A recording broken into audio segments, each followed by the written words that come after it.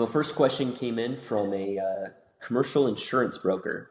He says, I've been in business for 4 years and grinding hard, but not really seeing the breakthroughs I've expected. I've heard you guys talk about how you built a massive referral network over 20 years, but I'm curious, was there a specific moment or event where you realized that the way that everybody does this is completely wrong? What was happening in your business that made you say there's got to be a better way than cold calling and hoping? Well, what specific event? Well, there are a couple things. Here's a couple things from my life. I remember when this is just more of a general, not 20 years of doing. And by the way, when the guy he said, "Oh, over 20 years of building a massive referral network," I would say that a massive referral network work it certainly doesn't. You'll put it together over the course of 20 years, but we went about it really on an industrial strength grade, like a push. Instead of cold calling customers, we cold called people who would be part of our network and hopefully be a referrer. So when the rest of the kids were dialing 100 dials a day to merchants or to in our business merchants and getting the door slammed in their face and all that kind of thing, we were calling potential referrers. So at a pace of our target was 28 to 35 a day. So you just 30 at easy math.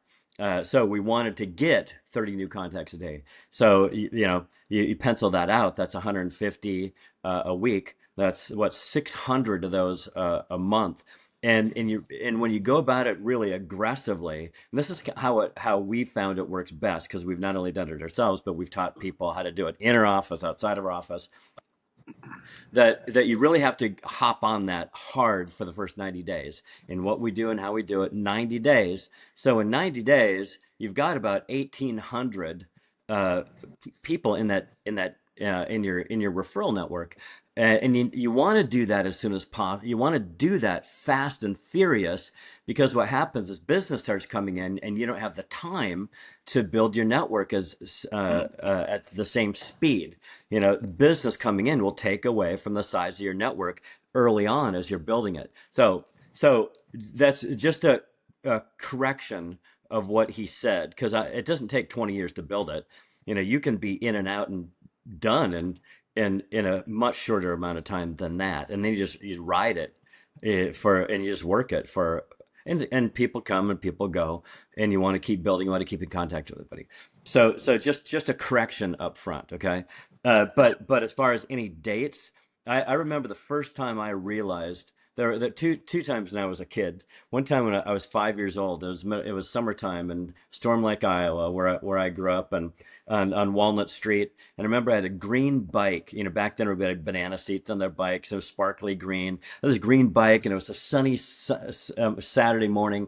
And I rode out took a left out of the driveway, the bump at the end of the driveway, and onto the street. And I remember as I was going down the street, looking over my shoulder, and thinking about my parents and going, man, if I'm ever going to get anywhere in the world, I cannot do what these people are doing. So I think there's realization over time, right? You look at some stuff and you go, that just doesn't make sense, or there's got to be something better than this.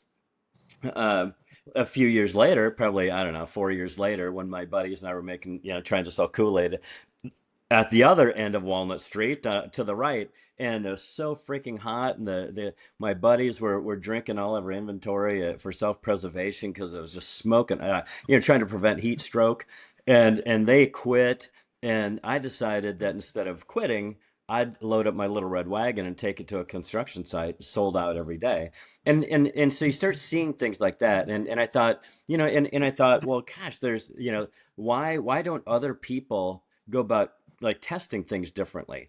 And I thought, if my dad did, he'd probably spend less time working and more time throwing the ball around with me, and I thought, there's just, so, those things sort of seep in. And I think personally, obviously I'm just predisposed to think about stuff like that. But as far as business goes, I remember vividly, well, there's a couple things along the way in the business that we're in, and they taught us just like everybody else. You go cold call and it's a numbers game and all that kind of stuff that everybody goes, yeah, yeah, yeah, everybody says it, so it must be true.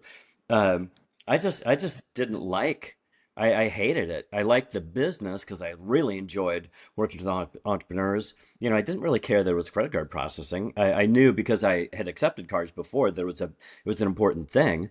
And so I knew it was a good and valuable thing. It was interesting to talk about, and I got to talk to entrepreneurs all day. So I liked that, but I didn't like the cold calling aspect of it.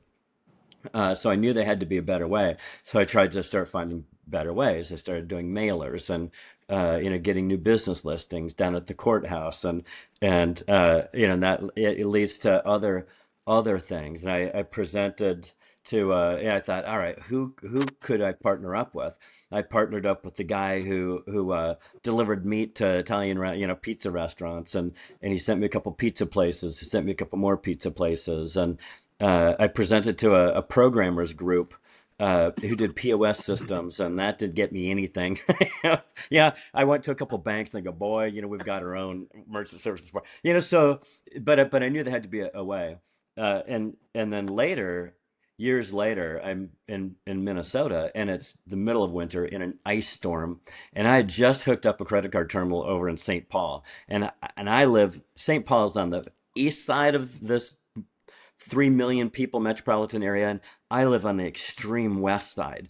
And I just got done hooking this thing up, and I'm going across what they call Crosstown or Highway 62, and it's just creeping along. It's people are in the ditch, and ice is building up in your on your windows, and the windshield wipers trying to keep moving, and it's like, this sucks. This sucks. And I thought, there's got to be a way that I can do this without having to run around all hell's half acre doing it like this. There's got to be a better way. And it was that day I vowed, I'm not doing this anymore. I'm done. I'm done. I've got to figure out a better way.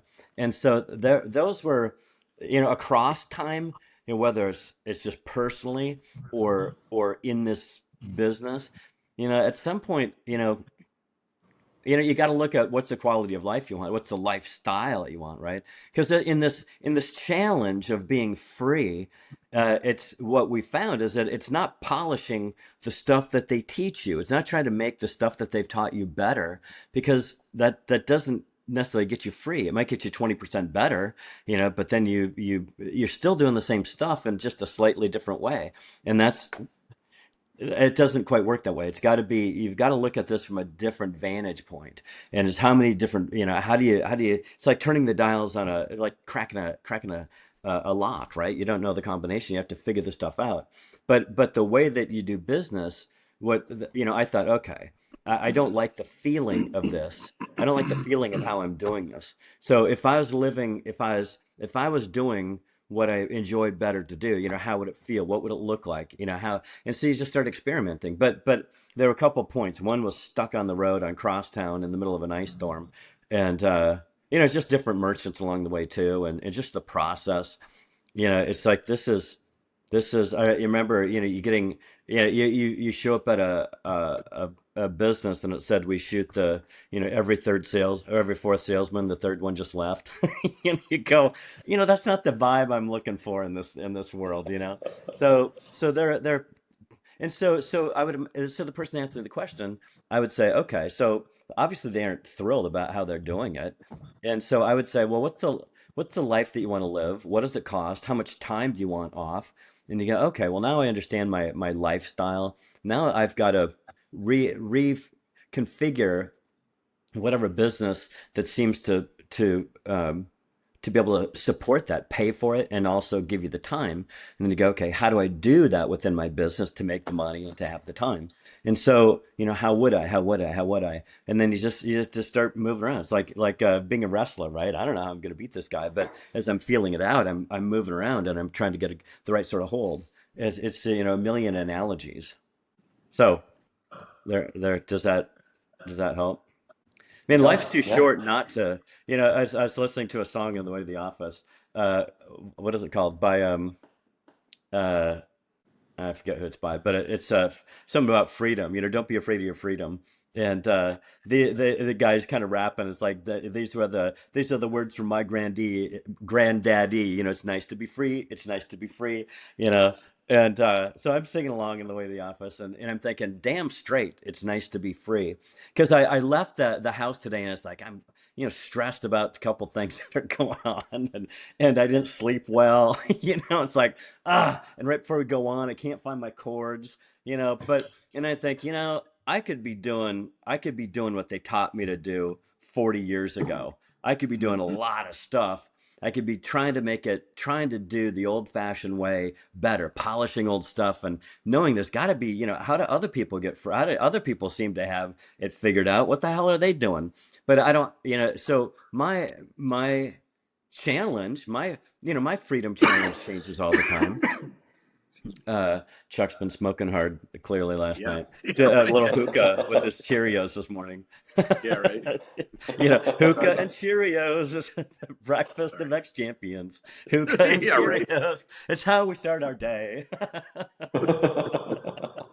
That dates you. Anyway, it's nice to be. That It's dates you. better to have freedom challenges. Like, I think instead of like most people, you think of your job, you think of your work, and I think most people go, I do like this. What's in front of me? This is what I do. This is what I do every day, and I grind, and that's and I think, well, what if we're here? What if the meaning of life is to figure out why you're here? What you're here to do.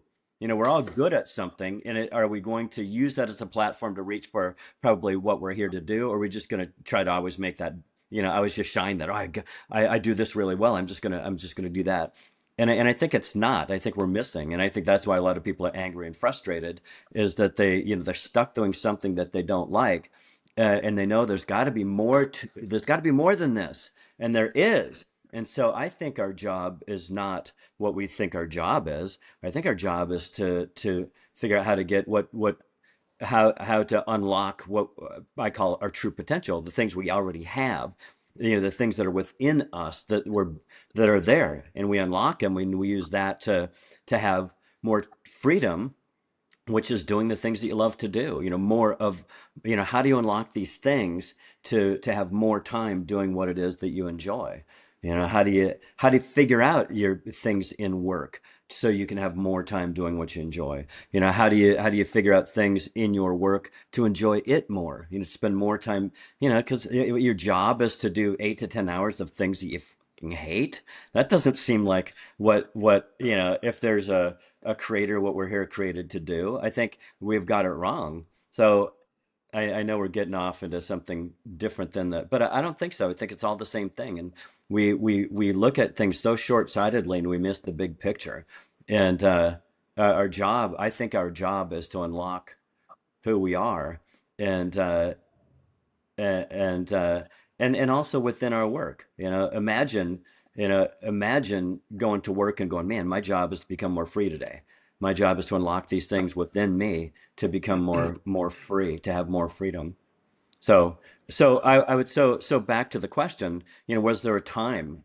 Well, there's times throughout time, across the timeline where these things occur to you, whether you're 5 years old or 10 years old or 26 years old or whatever, you know. And it's never too late, Like, remember, Chuck, we used to have a UPS guy at one of our first office. When we finally moved out of my basement and into our first office, we had a guy named Joe, the UPS driver, and he hated UPS with a passion. And UPS has a mustache requirement where it can't go below where the crease of your lips. And his was always a little longer. He looked like an adult biker. And they have regulation socks. And he was like, screw them, man. I'm wearing, and he always had non-regulation socks. And we're like, dude, why don't you go do something different? He's like, I've only got 14 more years. It's like, whoa, Yeah. that's death rattle. Like, really? Yeah. So maybe when you get to when your time is done, you get the pearly gates and they go, what'd you do with what you were given? Well, I grew my mustache longer and I wore non-regulation socks. Eek. It's like there goes like Veruca Salt going down the bad egg tube. You didn't do it. I think it's our obligation. I think it's our obligation to figure out how to get free. Not like, oh, it's an option. I think we're put here to figure that out, and I think people miss that. There you go. How's that for going into the deep part of the pool right off the bat? Right. Good. All right. Well, next question that came in here is from an HVAC company, or an owner of an HVAC company. He says, I own an HVAC company, residential and light commercial. I rate every customer and referral partner ABC, like you recommend, in my system, based on whether they're likely to buy or refer. But then what? I have 85 A's right now. Do I call all 85? That would take 2 weeks. What about my 200 B's and C's? You said don't call them, so just they get emails forever. Can you walk me through your actual day? How many calls do you make? How do you know when to stop calling or adjust what the rating is and then move on and live life? What I'm curious about is he said it would take 2 weeks to call it 85A. Exactly. It's like that's where I kind of got lost for a second. I'm going 2 weeks. Yeah. Most of your A's, they don't answer the phone. You end up going into voicemail anyway, which I prefer that because then I can leave a nice crafted message.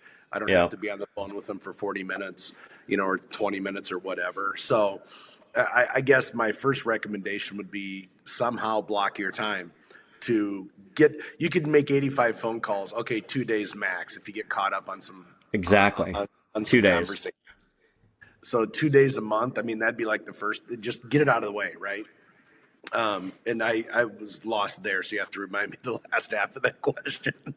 Well, and can you imagine how slow your speech must be to make?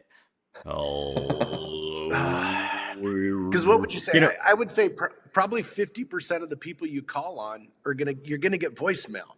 yeah, and you're calling. It's not like you're driving your HVAC truck around going to see them. You're Right. hammering out calls. It's like we in the last question we used the word industrial. You go about this like or we both Chuck and Iowa. Chuck and I grew up in Iowa, and there's a saying: "Go after like a bite and sow." It's Oh like yeah. no, go after a bite like a bite and sow. Like rah, rah, rah. We're going after it. Come on, chop chop. You know, we've got things to do here. 85. How long you been doing this? Okay, you've got 85 of these and a few hundred of the rest of the stuff. Okay. Well, so what we do is, so in our CRM, it tells us ours rotates. We had it built ourselves, so it does this. So if you've got 85 divided by, let's say, just give or take 20 business days, so you're doing 4 a day. So it's only 4 every day that are going to come up. And so you tear those off. That's 4 calls. That's 4 calls. And also our CRM has a timer. Once we start going, it's a timer. At 3 minutes, it goes from green, just like stoplights. It goes green, orange, red. It goes green for 3 minutes. And then once it goes to 3 minutes and 1 second, it hits orange. So it's like, hey, pay attention to what's going on. Be intentional here. Hey, just touching base. Blah blah blah. You might have a little bit longer conversation than this, but you're just schmoozing. Maybe it's an 8-minute call max, but that's 32 minutes plus dialing time. Okay, 40 minutes. Your first 40 minutes every day is calling these people. And Chuck said block it. You block out your time. Here's for your first 40 minutes or your second 40 minutes, whatever, depending what's best for you. I do it maybe all you've in got a day. I Yeah. wouldn't make 4 calls a day because you can't get in a Well, rhythm. right, but right, Right. you right. Stack it so that okay, this is my calling day once a month, and tear through it. So you've got 85 calls, and you've got 8 hours to do it. So that's 10 every 10 and 10 an hour. That's okay. So now you've got 6 minutes a call. Okay, so you've got all right. Just tear through it if you can. And like Chuck said, a good half of these are going to be voicemails anyway. Hey man, just touch base. Hope you're well. It's not salesy. I ran across a unit like yours the other day, and the thing was dripping. And I thought of yours, and I just thought, I should touch base. If you take a peek and see if it is, I should, we should next time just put a new PVC pipe on it so it doesn't leak, and you have to tear your floor out. That and click. That's it. That's all that it is. So there you go. And here's the other thing that we do is let me go back to the illustration that I was going with. Every day it tells us who's 30 days ago. So if we have 4 A's, then everybody else we don't call. We go on to not yet contacted, for example. So it's A's or not yet contacted. That way that your next month, instead of having 85, you're going to have a few more. And then a few more and a few more and a few more. And that's the trick. That's one of the keys right there, is how you can have a huge network and only stay in really close contact with a few, yet stay in contact with everybody. You're verbal, you make one-on-one phone calls with the best people, your best referrers, and then everybody else just gets emails. And then it's just a sorting game. So, however you're going to, you've got plenty that haven't been contacted, whether you bought a list or it's just people you haven't contacted yet. Right. Does that does that make sense? Yeah, it does. And I think I would imagine, given some of the ratios there, it might be helpful to go into the distinction between how you guys rate A, Bs, and Cs. Because I know that in one of the conversations, Yeah, well, I'll you tell were you. talking about some of the Yeah, nuance between Bs and Cs in yeah. particular. So A, B, and C's. So A is they aren't just a good customer, because we're specifically talking about referrers, recommenders, right? That's all we're talking about right here. And people get that confused with a good customer. They go, "Oh, I'm going to call my good customer every month." No, you're not. If I'm a good customer with a lot of folks, and I hope to God they don't call me every month, why would you do Right. that? Why would you do that? I don't need my HVAC talked about this month. I don't, why would you? That just seems bizarre, and I don't want it, and I don't want to do that. So these are referrers, specifically referrers. So A is this. It's either they do send me business, and I want to call and keep that plate spinning, or I think that they will. The probability is at least 80% that I think that they're going to send me business. B's are for me early on. I'm just not sure. Maybe I had one conversation with them, and I go, "Hey, just let me send some info out, and I'll catch up to you next week." Fair enough, good. And I don't know if they're what they are yet, so I'll call them a B. I might call them an A because they're going, "Man, that sounds great. This is something that we really love." A C could be like, "Yeah, go ahead and send it, but don't hold your breath." I'm still going to call them next. I'm still going to follow up after my first call. So even if it's a first call follow up, I'll call them a C, and I'm still calling them because that's a follow up call. Same with the B. But this is where I determine whether they're an A or C. They're not going to be a B after the second call. They're either going to be an A or they're going to be a C. And then time will tell if the B's turn into, or if the A's stay A's, or they turn into C's, or the C's turn into A's when they start referring. So does that help? Yeah, it And you does. start you start to recognize too after a while, like, when you're talking with people and you go, "Oh man, this guy's for sure an A," right? And then you make him an A, and then you call him for a year and a half, and you go, "This guy's not an A." So Yeah.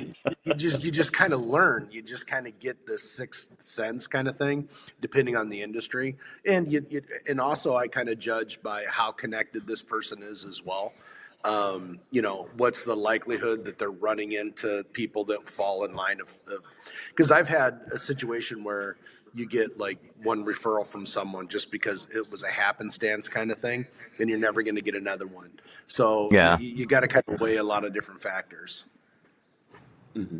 Yeah. Yeah, and sometimes you ever, yeah, I don't know if it's really a term anymore, but it used to be called brass balls. Everyone wants to get a hold of Yeah. somebody like, "Oh man, I'm gonna blah blah blah, I'm gonna set the world on fire, and they'd never do anything. Almost everybody that says that up front, Right. brass balls, and they're not brass, they're, I don't know, they're cotton. I don't know. So true. All right, next question that came in here is from somebody in commercial flooring sales. He says, "I sell epoxy coating and polished concrete to warehouses and manufacturing facilities. At least 5 times a week, someone says, 'This sounds interesting. Send me some information on your system and we'll take a look.' Everyone in my industry sends capabilities brochures, product specs, case studies, and pricing sheet, the whole packet. Uh, but I get the sense that you guys handle this differently. What do you actually send when someone asks you to send your quote unquote materials?" Well, w referral forms. Yeah. Literally, that's what we send. We send referral forms. We go, "Hey," it may be a little, these days, it's like, here's just click on this. There's a link. You can see what it is we do, and here's how you send referrals. I don't, and but if I'm going to send a link, it's going to land on the page that is a benefit to whomever I'm sending it to. I am not going to, because people, I don't know if somebody, I don't want specs. Like if I'm going to go and buy so let's just say hypothetically, there's something I'm really interested in. Let's say I want a new Porsche. Now, the only thing I'm going to look about specs about a Porsche are how fast it goes from 0 to 60. That's all. And I go, well, maybe top speed. Am I really? And I think in this country, you can't go over 183. So I'm going to see if they've governed at 183. But that's it. That's all the specification I want to know. How fast can I go? I already know what it feels like to drive one. What does this one do? How many horsepower does it have? Because I want to be able to, as I'm chucking her out drinking Guinnesses, I'm going to go, yeah, he'll go, how many horsepower does that thing have? And I go, man, it's got this. And he's like, wow, man, that's great. My such and such has, 9,000. And so it's like, it's something to, that's the only but this is interesting stuff. If I go, well, it's got the zero epoxy resin content of 7 milli, and like, I'd rather get clubbed like a baby seal. I don't have any interest in that. But tell me, okay, is it going to hold up? Are people not going to slip on it and sue me? Here's the benefit to you is that, man, this is so slick. You'll be able to ice skate with a girlfriend on it. That's the only, but see, you smiled. See, you smiled when I said that. That's the kind of stuff you want to send to them. Stuff that gets a smile and they go, like Chuck so often says, the guy gets it. You want to send something that the guy goes, okay, and if they really want it, if they've got some junior, middle management person that's going, well, I really better get my micrometer out there, and they'll slough it off to that guy and go, hey, and that that's where too, like if you really want, so like let's say in this, I would send it like, it's going to be so slick. You can skate on it with your girlfriend, with your girlfriend, not your wife, but your girlfriend. And see, that one always gets a smile too. And so, but then you want to, if you want all the deep specs, it's down further or a click away. And that's where you see people write it wrong. Like, be mindful of just advertising that you see out there. When it's people, there's so much going on in the world today, and it's so busy, and people have so much stuff heaped on them, they can't even breathe, and so you send something that starts loaded with specs, they're gonna go, oh my God, they don't want that. What they want to know is and anyway, so where the tangent is going on was, look at advertising out there. When you see advertising and it starts with just loads of information and then finally gets to the benefit, I think that's absolutely wrong. It needs to be flipped. And because people are so bombarded with information, you've got about 4 words to hook their interest. And if you aren't hooking their interest, so when you start out with specs, you're shooting yourself in the foot and you're missing the point, I would say. Send them something that makes them smile, and if they want more, they can certainly read about it. Right. Or they can send it off to junior schleprock and middle management that thinks that that's important. Because I that's think somebody. brevity's best. I think until it comes time to actually sit and do the deal. If someone said send me information, Yeah, I would just put I would just put them in my rotation now. I'd get them on whatever else I'm sending potential customers. Just because I think there's something a little wrong with the sales process there. If that's what you're getting at the end, like that there's like what he's getting, he could have yeah, curbed that up front. It's yeah, like you got to handle things differently. That's a brush off. That's yeah, like, yeah. hey, Oh, you send didn't me do some your info. job. Right. You didn't do your job. You didn't do it Yeah, well. So just yeah, send me info.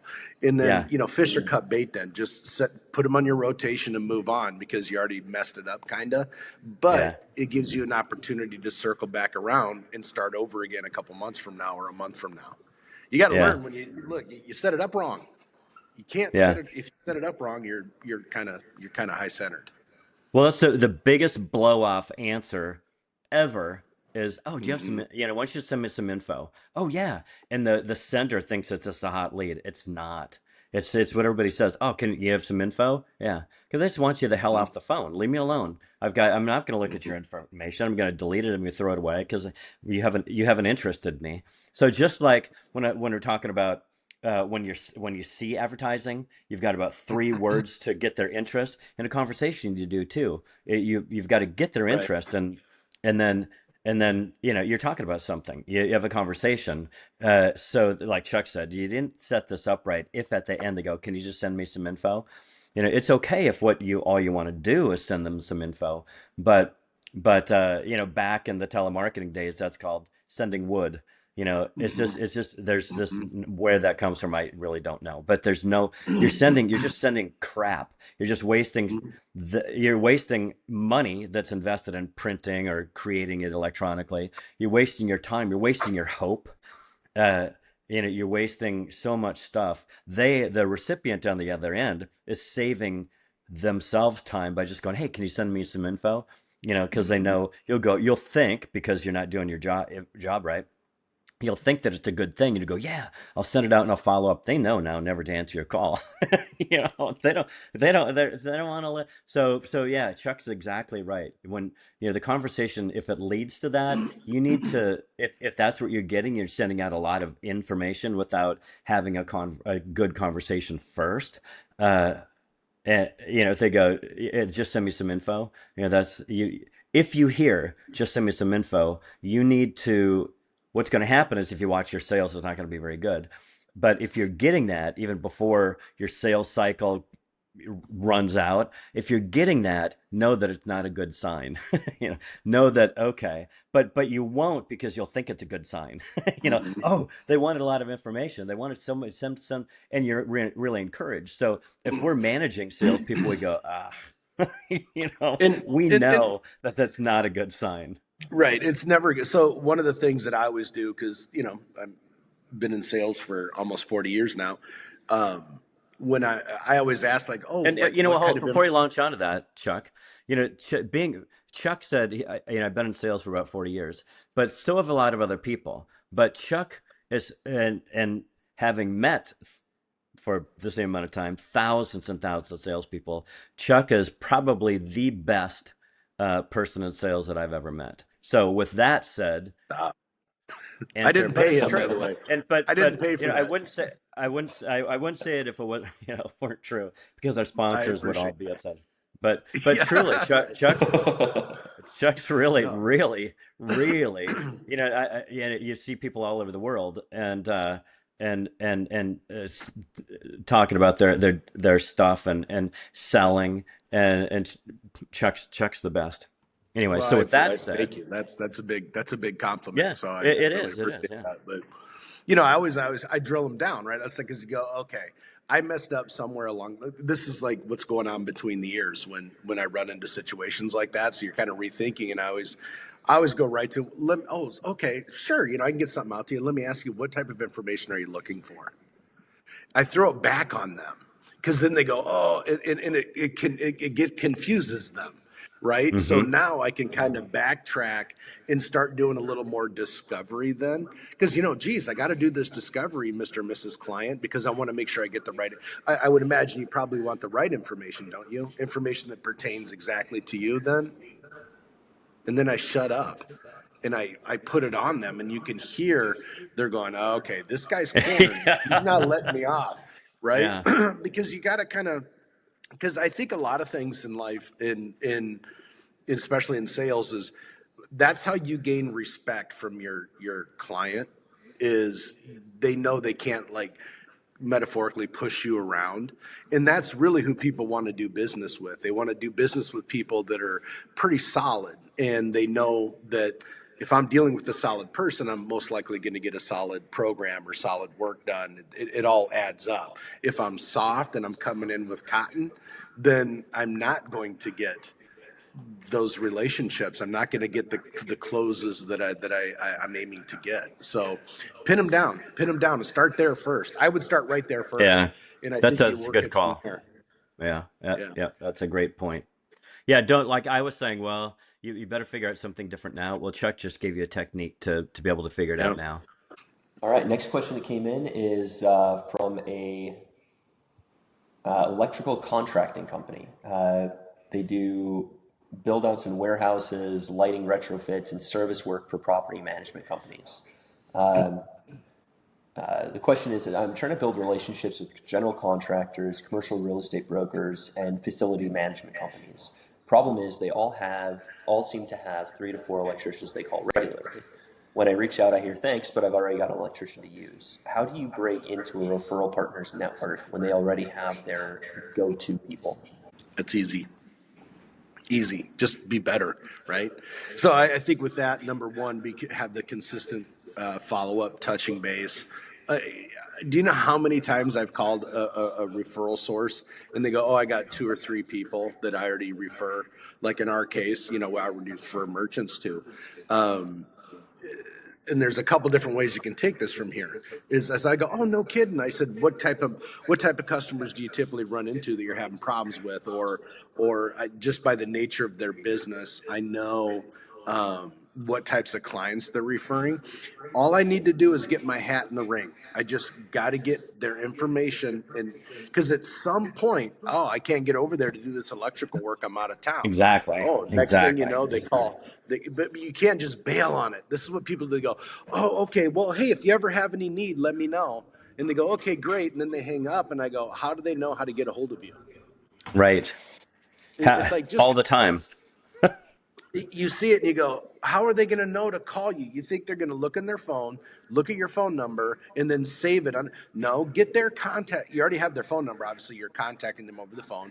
The medium most people use to communicate with clients is email. Get their email contact information and just start dripping on them with something creative, something fun. Because Billy Bob, who's their regular electrician, is going to be on vacation. He's not going to be as savvy. He's going to be fat, dumb, and happy, and he's going to forget to follow up or do a misstep somewhere along the line. You just got to hang in there. Just keep doing. You just got to keep the process. I mean, there's no other way except. And then every time I call them, I'm building better rapport. You have to just be better and just Yeah. be there. You just got to hang in there. Showing up is half the game. So just show up every month. You email them or you market to them or call them. Yeah. You'll get those. I've gotten a You lot of you'll those you, over my you'll career. get more business than you'll ever be able to handle Yeah. when you do it this way. And of course you know what, if they didn't have contacts already, that would be ridiculous. You would expect that they're going to have a Mm-hmm. couple of contacts already. Everybody Mm-hmm. does. We don't, everybody does have those. But when you call up and go, even if they go, well, I've got 2 or 3 contacts. I understand you might not need me today or tomorrow, but when somebody doesn't, they're out of town or they don't show up or Mm-hmm. they've already got a job scheduled, you need it done, um, or you just want to try me out, just I'm a good person to have, you know, and you know what? Why don't we just keep in contact? And that's where Chuck said, you get their information. Then when you drip on them every month, you don't go, hey, we've got a 15% discount. That's not a good idea. And by the way, don't you see like every website you open, when you try to move your cursor around, then it pops up and goes, hey, don't, 15% off. I think those are the most ridiculous, stupid things that, why would you want to drop your price? I'm just trying to get to a different part of your site. Or I'm trying to go up, and even if I'm trying to leave, right? Oh, don't leave now. We give you 15%. No, Right. stop. That's just, selling on price is not a good thing. But so I wouldn't do that, but I'd maybe, as I'm doing a job, or I'm doing a job, I'm going to take a picture, and I got, so when I send something every month, I go, here's something that I did recently. Guy had this thing going on, you know uh I fixed it. Here's what it looked like, Right. here's the before and afters.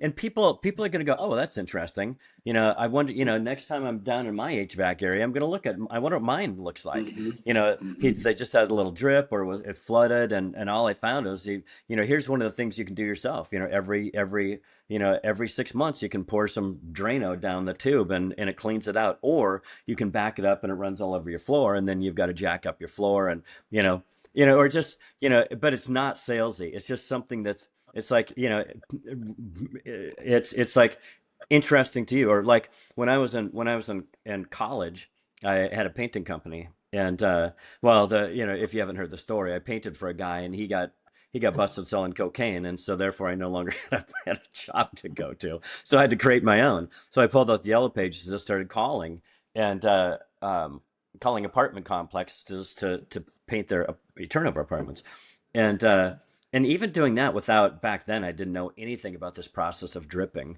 and just keeping in creative contact. But I started getting work. I go, hey, you know what? Test me out. If you like it, then let's do business. If you don't, or if your guy gets in a jam, at least you can count on me for this quality of work.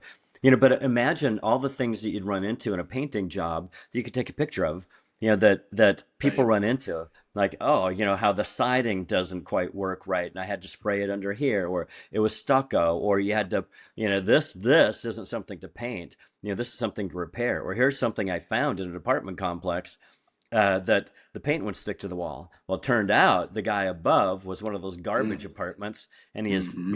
his sewage was backed up, and after I showed them, and I showed I'd painted the wall. It was gross. I didn't realize that I was painting over what I was painting over. Um, but the paint sagged. It was latex paint. You put it on the wall and it would dry, but then it would sag. The paint would dry because it's, latex is rubber, but it would sag. And I was like, and I pulled it off in sheets and painted it again. This happened 3 times, and I go, all right, there's something. And I could feel the wall was a little damp, and so I showed the apartment complex people, and they went, "What the heck is that?" And next day I came back, and there was sheriff's tape around the unit above it, and an ambulance had come and hauled this guy away. He had, oddly, when I was painting it and showed them, they didn't know what was going on. They thought it was maybe the sink, or some sort of a water that was leaking. And it kind of was water that was leaking, but not as how anybody expected. But anyway, you send them a picture and they go, "Oh my gosh," and so now they remember you did that. Remember that guy? And then they go, "Oh, hey, we need a painter. What about the guy that painted Mm-hmm. below the who painted the the garbage apartment, below Right. the garbage. And what about that guy? Or just send something. Here's what I did. People find that interesting. It's not salesy, but it keeps them on. Nobody tells stories. Nobody in this industry, having had a lot of Most people. experience with people, HVAC people, electricians, you know, plumbers, all this stuff. You know, nobody. Have you ever had anybody keep in contact with you like that? Ever in any sort of trade like this? No. No. And all the time, I don't know, not all the time, but a lot of the time you're disappointed. They don't show up, they leave a mess. They charge, it's like, really? It took, really? That's what I got? That's what you provide? But imagine if people like you. I know an electrician that I can depend on, and they're more expensive, and I don't care because I know I can depend on them. They'll show up, they'll do the stuff right. Um, when I'm 1,000 miles away trying to wire a fan in a ceiling by myself, I can call them up, send them pictures, and they'll help me out even from that far away. When you're You know, trying to and help your son remodel their place. right? Yeah. And I think the thing to remember too is like, dude, you've got to hang in there. You just got to keep at it. I think a lot of Yeah, people they'll go, okay, I made like 10, 15 contacts, and yeah, then they kind of go, oh, I haven't gotten anything. It doesn't work. It's like, dude, you got to stay on this religiously. And yeah, if you stay on it religiously and you just keep doing it, keep adding to that referral database every day. And I think I don't think, I know for a fact that if I were to do anything else in my life besides what I do now, I would do it this way, and I would be relentless on every day trying to get more people into my database mm-hmm, until I was so busy I didn't have time to do that. yep, And you got to stay like, that's my job. This is it. It's nothing. It's this, and then do the jobs as they come up. And eventually you'll see, it kind of does this shift, right? Like all your time is put into to building this referral database. Now all of a sudden, now the work is taken over, and how many times have we had people send in questions that, well, I have so much work, I can't stay on top of it. How do I stay on top of it?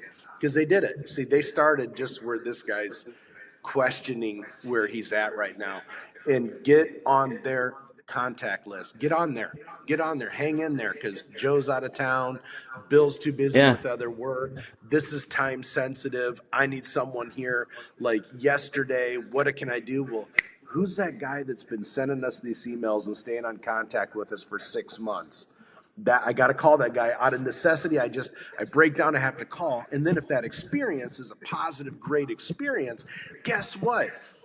Maybe Joe doesn't get the call next time. Maybe Joe gets fewer calls now because more of them are going to you. You just got to Right. stay after. You got to stick to it. You just got to stick to Yeah. Yeah. Yeah. It works. it. Yes, it does. Very well. It works well too. That's what's Yeah. even Yeah. better But about it. It works but you're well. right. Most people go, well, I haven't got any response off that yet. I know it's not like one of those things you can, it's not, it's not what everybody teaches. It's like they go, well, send out some spend money on advertising and see what your return is. And so you can judge that better, right? It's easier because you don't know, because nobody does this massive referral network thing except the people that have heard from us and do it. Um, and so everybody does all these other traditional ways that once you stop doing, Mm-hmm. they end, they stop, you're done. But this way, even if you don't have time to do the job, you go, man, I'd love to, but I just don't have time. They can respect that, and then you keep, you keep sending them, your stuff, and sometime Mm-hmm. maybe it'll work out, or they can refer you to somebody else, or you need you Mm-hmm. run your work runs skinny because it just ran out. If you now, what do you want to do? Start advertising again, or just keep doing what you're doing? 100%. Yeah. But it's different. But if you want freedom, we approach this from freedom. If you want freedom, this is a great way to do it. If you don't want freedom, do what everybody else does. All right, next question here. It's from somebody who owns a residential cleaning service. I want to build more relationships with realtors, property managers, and moving companies who refer clients to me. But I freeze when I think about calling them because I don't know what to say. Do you ask them to refer people right away? Do you offer to pay them? Can you walk me through the first conversation you have someone who could be a referral partner? What are the first words out of your mouth? Where are you trying to take that conversation? Well, that one's pretty easy. Uh, because it doesn't matter. It doesn't matter. You call. You call. Introduce yourself. Here's what I do. Uh, and it's it's this one. I think, and Chuck maybe have a different spin on it. I just, what, I would call and say, hey, here's who I am. I just want to get some information out to you. Really, I just want to get some information out to you.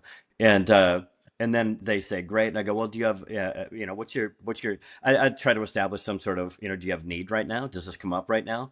And they go, oh yeah. Or no, not really. Go, that's fine. How about if we just keep in contact? Every once in a while, I'll give you a jingle or send you a little, send an email. I'm not going to barrage you with stuff. Fair enough. And they go, yeah. And that's it. That's all that I'd probably do that. And I'd call 1,000 of them, and I'd have more. And if Mm-hmm. I'm good at what I do, kind of along the last line of the last question with the whatever, there's HVAC or whatever it was. Um, when I show up and I do good work, they're like, "Oh wow, this person does good work. I'm going to call them again."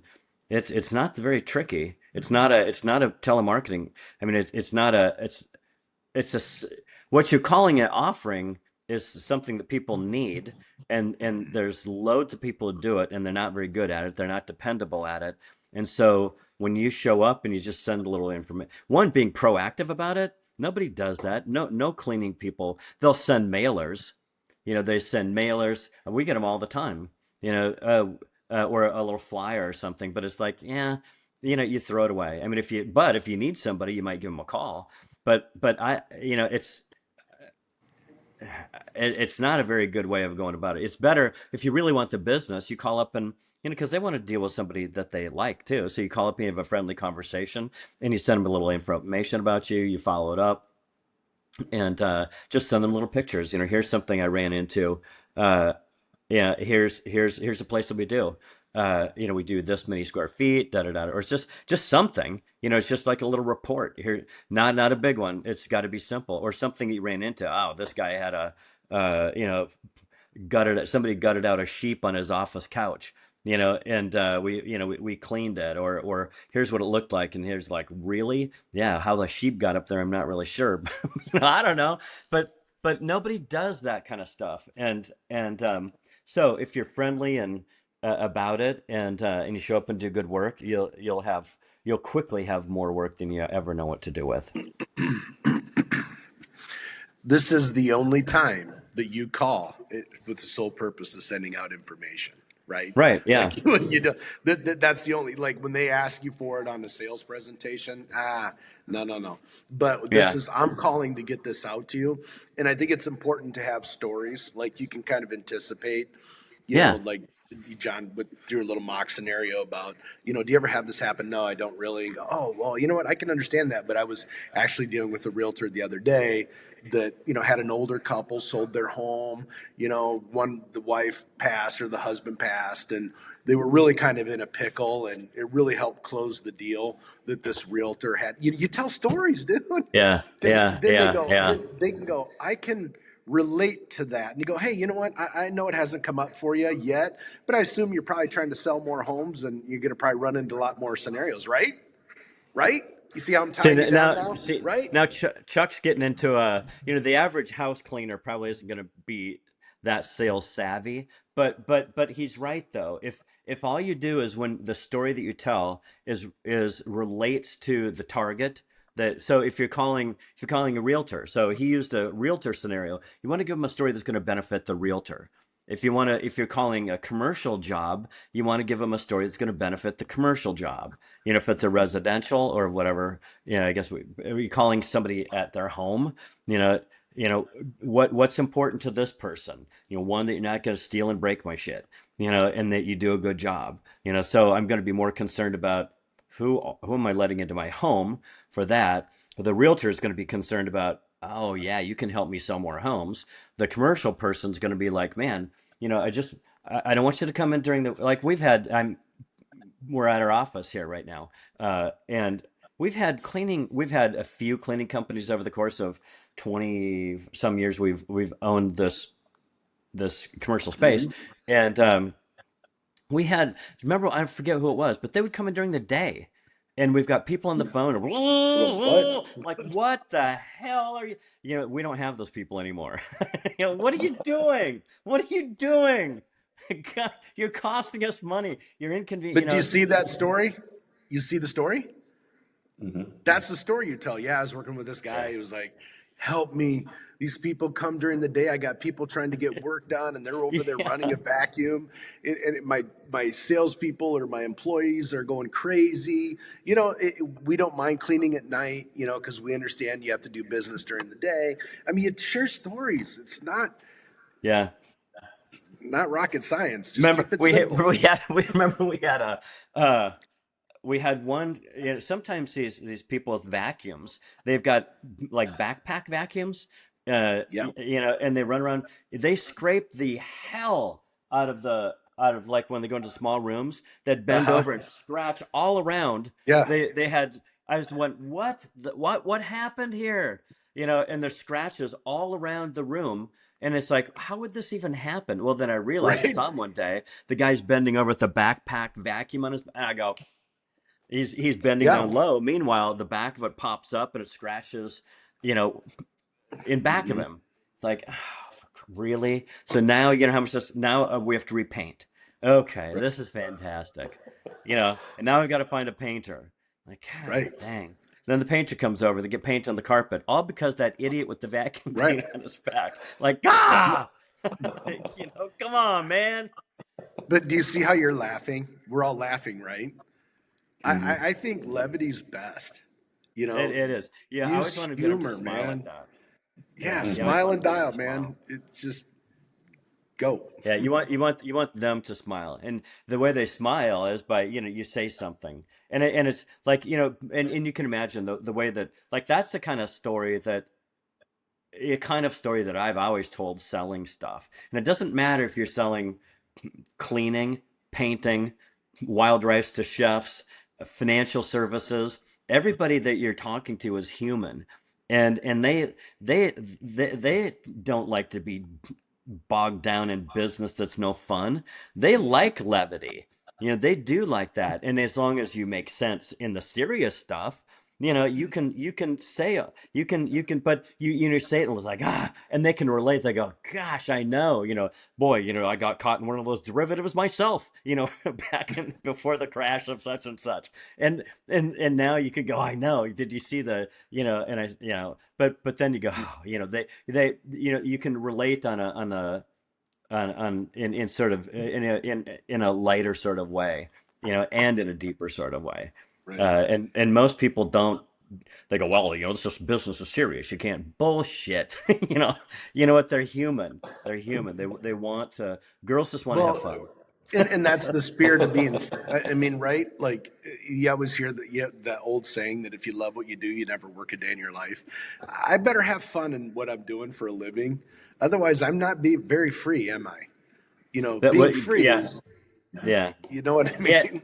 Yeah. And I think that comment, people take that wrong. Like, if you enjoy what you do, never work another day in your life. Right. There's work, even though you enjoy what it is. It's still a challenge, especially if you're trying to grow and build. Work. But yeah, when it's like something, right, it's working to be free. It's still you're still dealing with people, and you're still trying to figure out the conversation when you call. You're still trying to grow. That's all challenging. But when you're doing it in a much more interesting to you lane, you can do fun stuff. It's you have permission to have fun with other people, Right. because they're sitting at their desk going, oh, thinking about what they'd Yep. prefer to be doing. You call and it's Mhm. like, oh man, I love, I appreciate when that guy calls. We always have a good chat. All right, next question that came in is from a individual who owns a landscape architectural firm specializing in high-end residential and commercial properties. It says over 12 years, I've completed a number of projects and built relationships with landscape contractors, irrigation specialists, hardscape installers, lighting companies, pool builders, etc., who all used to refer design clients to us regularly. But those relationships have gone cold, and I've not applied your philosophy towards them. I want to begin building a massive referral network, but when I call them now to reconnect, the conversation feels forced and goes nowhere. How do you re-engage old professional relationships? Chuck, if you were going to call up an old girlfriend, what would you do? Wow. One, I'm not doing that. Sorry, man. Wow. Wow. That's always tough. It's uncomfortable. Soften it up then. Are you doing anything? Are you contacting them monthly with any type of marketing? Or is it do you just assume that they were always there and they'd send you business, but you never did anything until you got something from them? It's like we've all had this person in our life that only calls you when they need something. That's what you've become to them, is you only call when you need something. You've dug a hole for yourself. I guess what I would do is I would start my email marketing monthly. I'd follow up or hey man, just touching base. I just did this new job. I wanted to send you pictures because whatever reason, right? I always like to call with a reason. Right. You News, have to call with the reason. something. Right. You can't just call and go, hey, how's it going? You got any business for me? It's like, dude, don't call me. Right? That's irritating. So start your monthly email campaign, get something creative, call them to make sure you still have their contact information correct. Go, hey man, I'm just busting through. How are things going? Great. How's the pool business? Whomever else he was dealing with, irrigation companies, whatever. Earlier we had a question. A guy said, they already have 3 or 4 contacts. And I said, you got to go in and be better. See, he's on the other side of this now. These people, he was their contact, but someone better came in. Now you got to up your game a little bit because someone else was courting them. Once you quit courting your referrer, once you quit courting them, someone else will court them and they'll get the business. So you just got to suck it up, get back on the pony, start maybe calling some new people to get your skill set back before you call an older client. and just rock and roll. You just got to get on it. There's no other way around it. It's just, and yeah, they're uncomfortable in the beginning, but if you're calling for a reason instead of just trying to get a deal from them, that's the perfect way to start. Don't call just looking for business. Yeah, and maybe you can call and what how can I help you? Kind of thing. When you call, go, I was thinking, where yeah, it's just it's a referrals are a two-way street, right? It's not just what there's got to be some benefit in this relationship for them too. So it's not just you, and if that's what got you to this point, you have to realize that it's not it's a two-way street. So maybe your call and conversations, hey man, we haven't touched base for a while. Just want to see how you're doing. Every once in a while, I run across people. Do you have? And I don't know what if they've done anything like this before, but if you're in pool or landscape or whatever, and are you busy? Can you take more work? Like if I come across as I'm doing jobs, Mm-hmm. okay, well let's stay in better contact, and then I'm and then just go, I'm sending out every once in a while, so when you see it, you'll know you'll know that's there. But I'm just sending out, you want to get them on this drip thing, right? Go, hey, let's stay in better contact. Mind if I send you out my, I've got an email work that I've been doing, and you can kind of see some of the stuff, and when things come up, give me a jingle. I'll give you, you've just, I think at this point it's got to be kind of cool and casual, especially in that industry, but they're human. I shouldn't say in this industry because it's any industry, but I, I don't think it'd be, you've got the contacts, you did business with them at some point, now it's, and if you did take and not give, well, now it's just time to reconnect and, Yeah. but don't ask them for any business at this point. Do not do that. It's like, hey, I was just thinking as I was doing this job, I haven't talked to you for a while, and you don't want to go, oh man, we did a pool, we didn't call you, but, but, Yeah. but, maybe you've got work coming up, I don't know if they need any pool stuff, but I just wanted to reconnect and it's been too long, man, something like that. And you notice, like I used man, it depends on the industry, right? You probably, well, you could, depends on the relationship, right? But Chuck and I are both pretty casual in our conversation, and we probably sell more stuff than most anybody else in the world. But our conversation is not stiff, and maybe but we know that we're human and they're human, and people prefer conversation in a human way, in a way that they would interact. Like I say, like, well, how would you talk to a friend? You know, how would that sound? Like, well, you wouldn't want to talk to them that way because this is business. Well, yeah, but they're human, aren't they? And do you think they've got friends? And you don't want to speak exactly the way you speak. You want to this mirror image thing, right? If you want to hear how they sound, and you want to speak more in the way that they sound. But I would say still, I'm going to drag them a little bit into the casual. Not if they're very technical and they're very whatever, hoity-toity and middle management speak.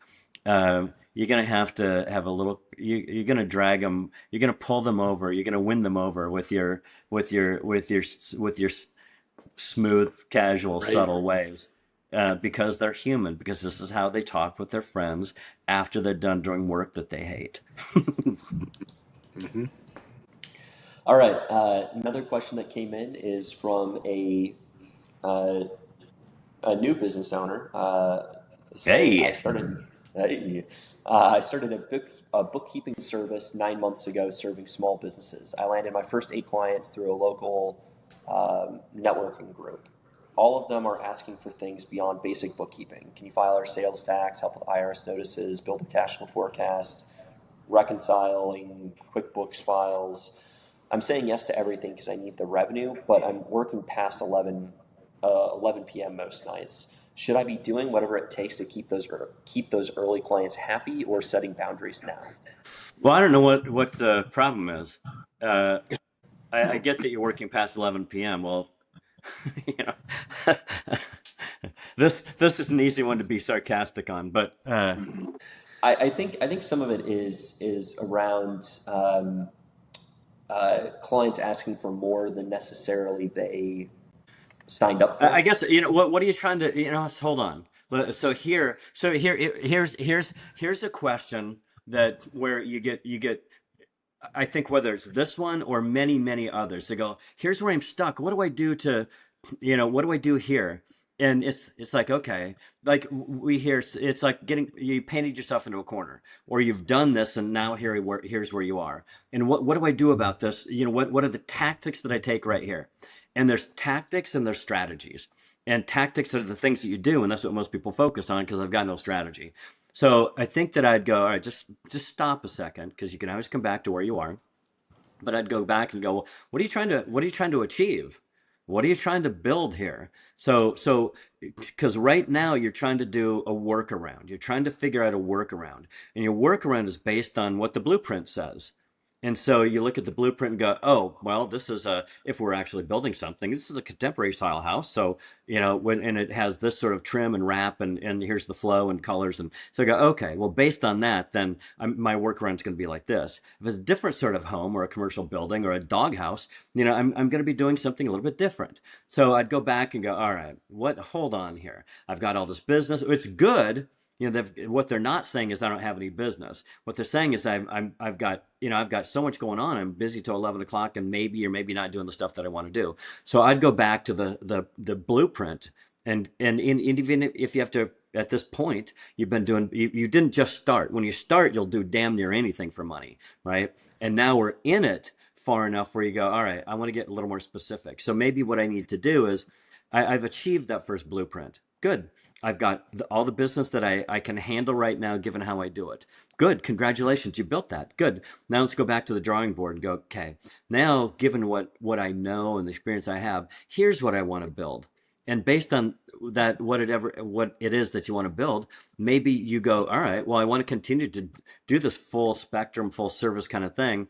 Maybe I need some help. Or maybe what I need to do is go, you know what, I don't, maybe I can find some people that will do that stuff because I just like this one part of it. I don't like all these other things. So I just want to do this, but I need to be able to find other people that can do these things. You need to go back and update, draw a new blueprint. What it is that now that I can survive, I can pay my bills. I'm not going to the poor farm. Thank God. All right, now we need to shift into, in business changes at different levels. When you're new, it's different. And when you've fulfilled that first thing, all right, I can either keep doing what I'm doing, or I can go, okay, I need to imagine whatever the next version of this is, and then adjust and build accordingly. Yeah. So I don't know specifically because I don't want to, because there's no, I think they're at the end of the first blueprint, and they need to go, thank God I did it. Pat themselves on the back because nobody else will. Pat yourself on the Right. back. Go, man, good job. All right, now let's pull out my big chief tablet here and draw Hmm. a new picture of what I want to do, what I want to build next. And clearly they're capable of building, so that's cool. Again, there's confidence. Pat yourself on the back that you built the first thing. That's cool. Most people Yep. don't. And so now, okay, I realize too, you can check the box that says I'm competent, and go, man, and that gives me confidence. And now I can build what's next. All right, next question. I've got this is from a sales rep for a company that sells warehouse management software to distribution centers. They said the average deal size is $180,000 to $250,000, and the cycle is 6 to 9 months. I can get the first meeting, the first demo goes great. We identify pain points, they seem engaged, but somewhere between the demo number 2 and getting a contract signed, I'm losing them. They stop responding, meetings get canceled, or I find out they went with a competitor. Any insight that you can provide or questions I should be asking myself to help me understand what I'm not seeing? Every time I get questions like this, especially, because this is like a sales process question, I would imagine that obviously it's a big ticket item, right? It's got a long sales cycle for a reason. And what kind of tie downs are you doing along the way? That's the first thing I'd look at. It's like, okay, am I building urgency? Am I creating, like, do I know their timeline? Because some people will just, especially like if they're an employee for a company that needs this or is looking at it, they'll just take any meeting you want until they're told that they don't want it anymore. So you got to like qualify them better. Like, when are you guys are obviously interested in a new management system. When are you looking to implement that? Now I have to ask if they go, well, we're not really sure if we want to implement it or not. And you go, oh, okay. Now I need to uncover what are the factors of them deciding yay or nay. I think this person, it sounds like they just kind of go through, there's no tie downs going on. So that's what happens. Deals fall apart. You don't have commitments along the way. If I'm going to come over and spend 8 hours with you showing you this software, I have already nailed down that you want to do this within the next 3 to 6 months. I'm like holding you to a commitment time. Otherwise, let's wait until you're ready, and then I'm just going to drip on them until they're ready. So I would say there's something in there in the sales process, obviously, because how do you get the sit downs with them and then they just quit calling you? Something's falling apart in the sales process. Something in here, unless your product's garbage, and I don't know. I mean, I have no Right. idea. Yeah, So that's true. You don't know. But I would agree with Chuck. It sounds like, yeah, either your product doesn't have what they're looking for and you don't understand that, um, or you're just going through the motions and don't understand. And a lot of people aren't. Most people aren't very good at sales. They're not very good. And let me say this. And I don't think it's a reflection on them. I think it's a reflection on how people are taught these days. And being taught for a long time like this, that's just the way that they teach you how to sell. It's not a very, like we're very human behavior oriented, like, right? Because we clue in a lot and we've taken time to understand. All right, here's, like Chuck brought up, tie downs. Most people don't do that, or if they, and I'll go back to, I so often use the buying a phone system for this office experience, where like we need a new phone system. So I call a couple places, guys come over for a meeting, and they go, oh man, one, they don't understand, because everybody's taught rapport and relationship, presentation, overcoming objections, and close. And so in this process, the rapport and relationship is, man, how about those Twins? Because we're in the Twin Cities and it's baseball season, they think I'm a baseball fan. I don't follow baseball. So they don't understand rapport and relationship very well. They don't take clues. Like, we've got plenty of stuff on our, walk into our office and you'll see stuff on the wall that says we won the best place to work. We this, that, there's all, it's a clever office. It's a cool look. And there's, they could say, what the best question to ever ask anybody right at the beginning is, hey, how'd you get into this business? Man, neat space. Who designed? There's a million things you could ask when you come here, but you go, hey, how about those Twins? Just out of the blue. So you miss rapport. Now I think, okay, since we train people, for selling, I go, man, you totally don't understand. I go, oh, great, here we go. You've already lost me, and I know you don't know what you're doing. And then he gets in, man, you're going to love this thing. You need a phone system, right? Yeah. Oh, man, ours does all these things. You're going to love it when this thing pops up. People are going to go left and right and zig and zag and up and down, man. It's going to be so wonderful. You're not going to know what to do with yourself. And he goes on and on and on. And most buyers, or people who are looking for a phone system or software or whatever, will just patient. They'll be nice. We're in Minnesota, people are nice. They'll just sit and listen, and then they'll get to the point where, the guy wants to sell, and I go, well, I have to think about it. That's my objection. And what I have to think about is, I don't even know what I have to think about, because he didn't give me anything there was no conversation. He just told me all about this stuff, and none of it was really, some of it was kind of interesting, but it wasn't, I'd never had a chance. He didn't even take a breath through the whole process. And then it's like, all right, let's do it. And I go, but rewind to the point where most everybody's going to sit and listen to the presentation. I went, hold on a second. Do you even know what I want? And he goes, well, no. Well, how might you find out? He goes, well, I don't know. I go, why don't you ask? You know, why don't you ask me what I'm looking for?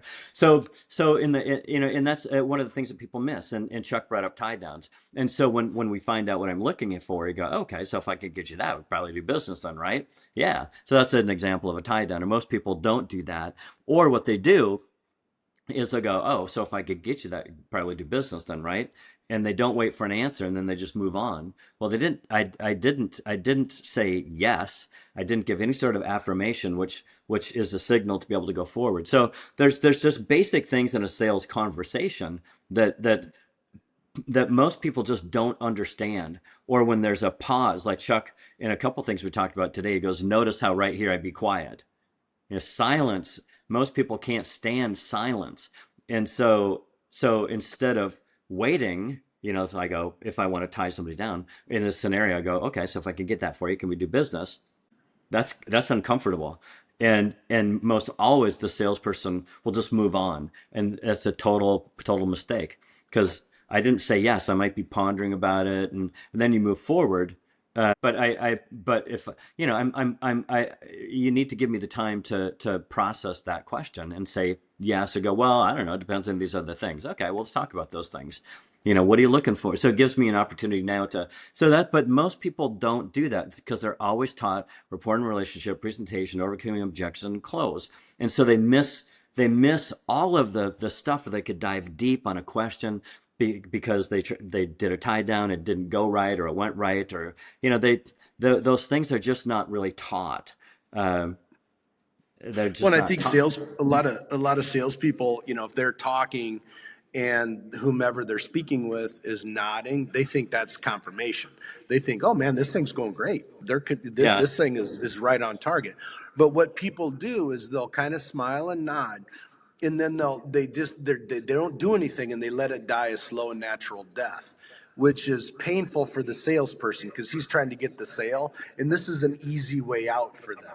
I like to hold people accountable. I think that's probably a better way to go about sales, is ask a lot of questions, uncover things, get them to commit to the things that they want, get them to commit to timeframes that make sense. Otherwise, I can't keep spending my time talking with you. yeah. I'm getting this out up front. I'm getting this out on the phone before I even drive or fly or get to wherever you are to go through a $250,000 sale. I'm tying this down. I'm not going out there unless I have a commitment. Right. But people go, oh yeah, they agreed with everything. They were nodding the whole time on the Zoom call. They were nodding. So I think this is a great deal. This deal's on the verge. You never tied them down. You never held them accountable. You never determined a time frame. You didn't do any of that. And you're going to go out there and waste your time, energy, and effort. You see it And all the then you get time. depressed. Then you're mad because it didn't go through and it's their fault. No, it's not their fault. It's your fault because you must tie them down. You got to You tie them must. down. You You know, got and to. Chuck brought up something about going to see them, and I guess this person did too. One of the things, like, we do our best to well, attach this to freedom. Our idea of freedom, one of our ideas of freedom, is that we can do our work from wherever in the world we want to be. So what that means is we're probably not going to go out and see somebody. But early on, we weren't quite that adamant about it. We didn't quite understand. We weren't quite as adamant about being wanting to be able to do this from anywhere. But we were adamant about that, where we'd have a conversation on the phone, and we'd talk about things, and then there are a couple things we'd do before we'd get out there. One is we want to make sure that is there anybody else that we need to meet with. You know, that happens too. You get out there, you do the whole thing. You go, oh, you know what? My business partner's in Tucumcari at a golf tournament. You know, I'll have to talk. And it's like, that. And now, okay, that partner's then supposed to relate all the things we just talked about. They're not going to remember 80% of it. So you need to find out if there's anybody else that needs to be involved in the decision making. You know, good. Can you make sure that they're there? Oh no, I can't. Well, I'm not coming out there. You know, I'm not going to come Right. out. So you need to make sure that they're going to be there. Well, let's set up a time where we can, because that way they're going to have questions too, right? Yeah. Yep. See how I shut the hell up until Chuck said yes? So we go, great. So let's do this so that they can ask the questions that come to their mind. You can ask yours. Together, you're going to come up with a whole different set. You know how it is. And then I can help you guys best. Make sense? Okay. And so when they say yes, then good. let's find that time. Like Chuck said, you want to know time frame. Um, and then what I always do too is I always want it to, I always come down to, and I come out and I go, good. So I'll come out, I'll show you all the stuff. If it makes dollars and cents, let's do business. Fair enough. Yeah. So now they've already agreed in concept that if this all makes sense, we're doing business. So it was a pretty innocent tied words, but it was a tie down nonetheless, and it's got teeth. And so now But I can go knowing that both partners are going to be there, and if it makes dollars and cents, we can do business. and you're tying them down along the way to Yeah, match that initial tie down. right. Like everything you do is matching that initial tie down, right? Like, oh, okay, this fits right into your budget requirements, right? And they go, yeah, yeah, yeah. Okay, great.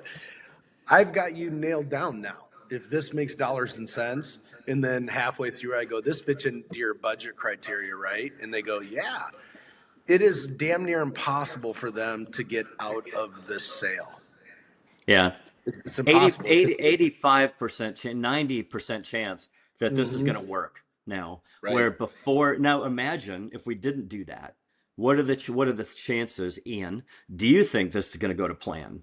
Can you see where it would absolutely a soft, not tied down, the chances of it ever panning out are slim as opposed to the way we just did it? That, Unlikely. that's Yeah. that's why it Really works. unlikely. It works one way and it doesn't work how most people do it because they don't follow that